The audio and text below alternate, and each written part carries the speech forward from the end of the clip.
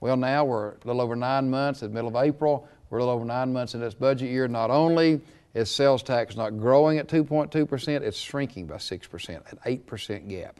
Not only is franchise and excise tax not flat like we'd hoped for, it's decreasing by 23%. That's where our $1 billion hole comes in. We're collecting about, now it's about $1.1 billion, about $1.1 billion less than we thought we would. So now, between now and when we adjourn in about 5 or 6 weeks, the end of May, the governor presented his budget for this year. It included some of these cuts. We'll not only have to balance this year's budget because it's $1.1 billion less than we thought it was going to be between now and June 30th, the baseline, so to speak, and we thought we were going to be up here, well now we're just here, going here on out. We'll have to actually take that into account and estimate revenues, and we're estimating revenues to be flat for next year. The only reason we're doing that, to be honest, we think the first 6 months, most economists will say, July 1st to the end of the year, is not going to be good. But we're all hoping that January 1st, halfway through the budget year, that things will start picking up, and in the end, we kind of even out over the year. We hope that's the case, not be like this year where it drops again. So that's a quick little civics lesson on how this works. This year, to beat it all, the governor didn't present his budget until about 3 weeks ago, because we knew 1st of February that when he normally would present it, that we were going to get all the stimulus money from the federal government. And why throw a budget out here that you know is going to be wrong? I mean, it's not going to work. When we get that money from federal government, we need to wait on that. So the governor didn't present his budget about 2 weeks ago this year because we waited on his stimulus money to come down. So now, to fill this $1.1 billion hole that we have, the federal government is sending us $4.5 billion. You know, so a 4th grade math student would think, well, you got a $1.1 billion hole, you're getting $4.5 billion, done. Wrong. Because most of this money has strings attached to us. The federal government tells us where we can't and can't do it. The worst part of it is basically 2-year money. This runs out January 2011. So how do you spend $4.5 billion between now and January the 11th and not drop off a cliff at that time or run into a brick wall 2 years from now? It's a real challenge. I've been in Nashville now, this is my 17th year, started in 1992. I've never seen anything like this. But we'll be responsible, but we'll be frugal. We're in one of the best run states in the nation. I believe that from the bottom of my heart. We get awards for that. We are. And so we have to, once again, the money coming in has to balance with the money going out. So we'll pass a balanced budget this year and figure out some way to make sure we abide by the rules that the federal governor is sending us. Well, with the idea of the balanced budget in mind, are there areas that should not be cut? Well, yes, K through 12 education, we're leaving it whole. Actually, not even doing more than leaving it whole. Back in 1993, I guess it was, we passed the BEP, the Better Education Program. It calls for a little bit of increase as we have more students. We're making sure we're keeping that whole. Corrections in particular, we don't want to turn a lot of prisoners loose. There's only certain things we can do. They're taking a cut, but it's a small cut. And that's the reason the other parts of including higher ed, I hate to say this, but other parts of the budget have to take cuts. So we're leaving some places whole that we can, but overall, everything in state government's touched. Is there going to be any areas where you're going to be able to increase revenue? Well, we will increase the spending in K through 12 education. There's about I forget exactly, $50 or $60 million increase this year.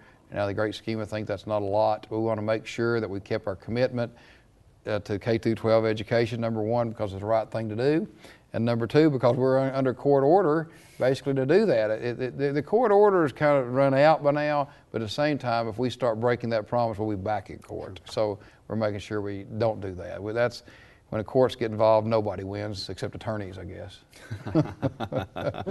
Well, we can't let you get out of here without talking about the governor's race. The election is in the fall of 2010, but already we've seen 3 Democrats and 4 Republicans announce their plans to run for governor. One of those Republicans is Ron Ramsey. It is.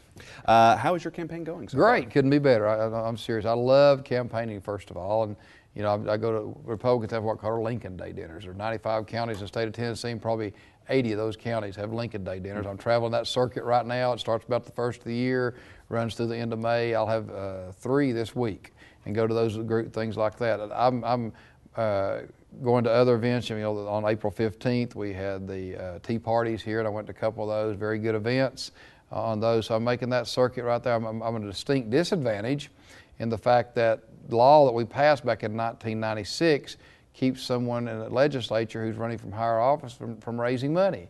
And honestly, I adamantly disagree with that, because there were other parts of the law back then that had been struck down. For example, we had a part of it that someone couldn't put but $250,000 of their own money in a campaign. Attorney General opined we couldn't do that. I don't see how we can do this either. I think it's unconstitutional. We're going to try to see what we can do to correct that, but I see no reason why 132 people, that's how many is in the legislature, out of 6.2 million, have their hands tied by this if they're running for another office. And I'm not talking about taking special interest money. I'm not talking about taking PAC money. I'm talking about taking individual contributions while we're in session. If that's the case, then someone from the legislature is really handicapped by this. I knew that going in, I'll admit, when I filed, but at the same time, I think it's something that needs to be corrected.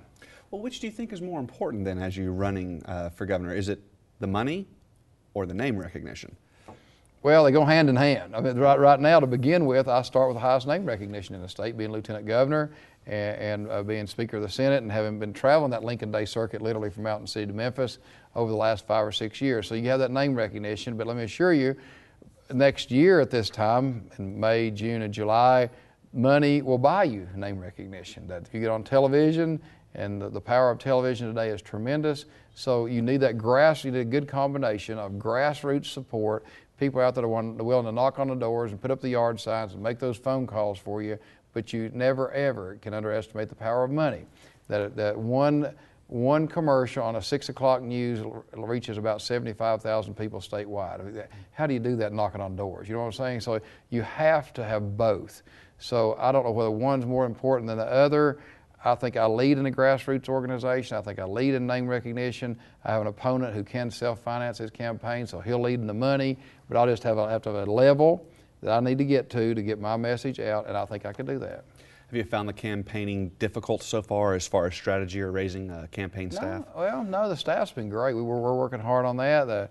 We're working on a strategy. I really do, between now and the end of May, I'm doing what I can, but I think the people elected me to be Speaker of the Senate and Lieutenant Governor. I'm taking that job very seriously. We'll be out somewhere around Memorial Day. Whoa, my wife probably just had a heart attack right there. That's Memorial Day, not Labor Day, okay? We'll get out somewhere around Memorial Day, and then I can start campaigning full time. We have time for one quick question, okay. So I wanted to throw this in. Senator Bill Ketron from Murfreesboro has suggested that the Tennessee Ethics Commission be allowed to sunset. Right. He says that the state could save $338,000 by ending the commission. How important is the commission to maintaining integrity and transparency in state government? I think we can do it without the commission. I do. Here's the reason. We have what's called the Registry of Election Finance, and then over on this side we have the Ethics Commission. The Ethics Commission was actually set up back in 2006, right after the Tennessee Waltz sting, I think without being thought through a lot. It was a knee-jerk reaction to what had happened then when we had 5 legislators that went to prison and should have gone to prison. I'm all for that. If there's a bad apple, get rid of them and move on, because most of the people, the overwhelming majority of people serving in the state legislature are good, honest people that are there for the right reasons, and the kind of people we want to go out to eat with, the kind of people we want to go to church with. So if a bad one comes up, that we need to remove those. But we have the registry and we have the Ethics Commission. There's no reason that we couldn't combine these two, because they're so overlapping. And I know you start getting criticism in the fact that you're getting rid of the Ethics Commission. Well, you're really not. You're going to have a registry and and ethics commission, just to combine the two with one executive director and 2 people underneath that, 1 board, may even go with 2 boards, but there's a way of saving money, number one, and it makes it more streamlined for us as legislators. Right now we have to file a form with the Senate, a form with the registry, a form with the Ethics Commission. It's basically the same. So to kind of streamline this, and I've had a turnaround on this. Back in 2005, I was chairman of the Senate Ethics Committee, and I was the one that all the ethics complaints were filed to, and I was all for the Ethics Commission. I'll admit, I was one of those that had that knee-jerk reaction, where I think if we'd looked at it more closely back then, we could have just expanded the powers of the registry and not have this expansion in government that we had. Interesting. Well, thank you, Mr. Ramsey, for joining us today. I appreciate your time. Love doing it. This is fantastic. Very good. If you would like to contact Lieutenant Governor Ron Ramsey, you can call his office at 615-741-4524 or reach him at his legislative email. We hope you will join us again next time on Inside Politics.